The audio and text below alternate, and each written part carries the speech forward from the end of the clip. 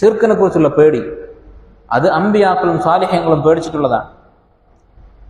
നിങ്ങൾ ആലോചിച്ച് നോക്കൂ, നമുക്ക് ചിലപ്പോൾ ഈ ഒരു ആശയം വേണ്ടത്ര നമ്മുടെ മനസ്സിൽ തട്ടൂല. എത്ര പറഞ്ഞാലും നമുക്കൊരു സംശയം തോന്നും. എന്നാലും എന്തിനാണ് നബിമാര് അല്ലെങ്കിൽ നമ്മൾ തന്നെ ഷിർക്ക് ചെയ്യുമെന്ന് പേടിക്കുന്നത്? മറ്റ് പാപങ്ങളൊക്കെ നമ്മൾ ചെയ്തേക്കും, പക്ഷെ ഷിർക്ക് നമ്മൾ ചെയ്യില്ലല്ലോ.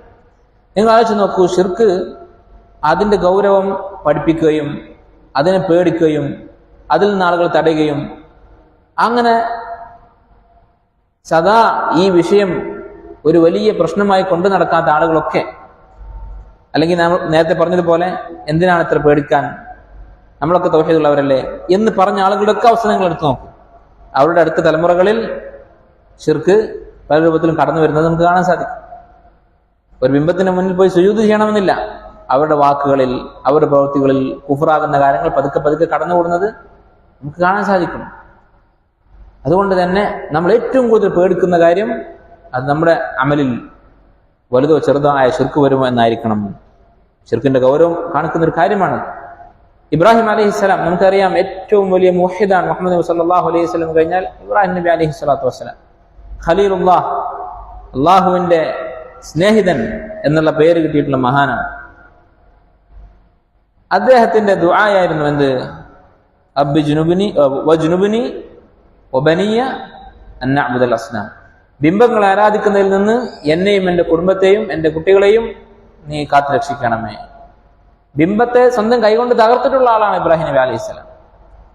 അതിന്റെ പേരിൽ തീയിലേക്ക് വലിച്ചെറിയാൻ ശ്രമിച്ചിട്ട് ആ പരീക്ഷണത്തെ മുന്നിൽ ഉറച്ചു നിന്ന വ്യക്തിയാണ്. അങ്ങനെയുള്ള ഇബ്രാഹിം അലൈഹി സ്വലാത്തു വസ്സലാം അദ്ദേഹം പ്രാർത്ഥിക്കുകയാണ്, വജ്നുബിനി വബനി അൻ അബ്ദുൽ അസ്നാം. ഈ വിഷയം എത്ര ഗൗരവമുണ്ട് എന്നാണ് ഇത് കാണിക്കുന്നത്. അത് സംഭവിക്കാനുള്ള സാധ്യത എത്ര കുറവാണെങ്കിലും, അഥവാ സംഭവിച്ചാൽ എന്താണ് ഉണ്ടാവുന്നത്? അമലുകൾ മുഴുവൻ പൊളിഞ്ഞുപോയി. അതുകൊണ്ട് അങ്ങേയറ്റം ഇബ്രാഹിം നബി അലൈഹി സ്വലാം ശിർക്ക് പേടിച്ചു. ഈ ആയത്തിനെ കുറിച്ച് താബിയങ്ങളുടെ കൂട്ടത്തിൽപ്പെട്ട ഒരു ഇമാം ആയിട്ടുള്ള ഇബ്രാഹിം അത്തൈമി റഹിമഹുല്ലാഹ് പറയുകയുണ്ടായി, വമൻ യഅ്മനുൽ ബലാ ബഅദ ഇബ്രാഹിം.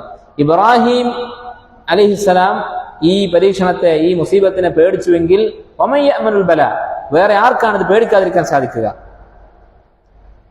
അപ്പൊ നമുക്ക് പേടിക്കേണ്ടതില്ല, നമ്മൾ സുരക്ഷിതരാണ്, നമുക്കറിവുണ്ട്, നമ്മൾ വളരെ കാലങ്ങൾക്ക് മുമ്പേ ഇത് മനസ്സിലാക്കിയവരാണ് എന്നൊക്കെ ആർക്കെങ്കിലും തോന്നുന്നുണ്ടെങ്കിൽ അത് അബദ്ധമാണ്. കാരണം ഈ പറഞ്ഞ കാര്യങ്ങളൊക്കെ ഒത്തിണങ്ങിയ അതിനേക്കാൾ എത്രയോ ഉയരത്തിലുള്ള ഇബ്രാഹിം നബി അലൈഹി സ്വലാത്തു വസ്സലാം അദ്ദേഹം പേടിച്ചിട്ടുണ്ട്. നബി സല്ലല്ലാഹു അലൈഹി വസല്ലം പേടിച്ചിട്ടുണ്ട്. നബി സല്ലല്ലാഹു അലൈഹി വസല്ലം പറഞ്ഞ ഹദീസ് നമ്മൾ കണ്ടു, ഇന്ന അഖ്വഫ മാ അഖാഫു അലൈക്കും അശ്ശിർകുൽ അസ്ഗർ. നിങ്ങളുടെ കാര്യത്തിൽ ഞാൻ ഏറ്റവും അധികം പേടിക്കുന്നത് ചെറിയ ശിർക്കാണ് എന്ന് നബി സല്ലല്ലാഹു അലൈഹി വസല്ലം പറയുകയുണ്ടായി സ്വഹാബത്തിനോട്. ആരാണ് സ്വഹാബത്ത്? നമുക്കറിയാവുന്നതാണ്. അപ്പോൾ നമ്മുടെ അവസ്ഥ എന്താണ്? സ്വഹാബത്തിന്റെ കാര്യത്തിൽ നബി സല്ലല്ലാഹു അലൈഹി വസല്ലം പേടിച്ചുവെങ്കിൽ നമ്മൾ എത്ര പേടിക്കേണ്ടതുണ്ട് ശിർക്ക് സംഭവിക്കുമോ എന്നുള്ളത്.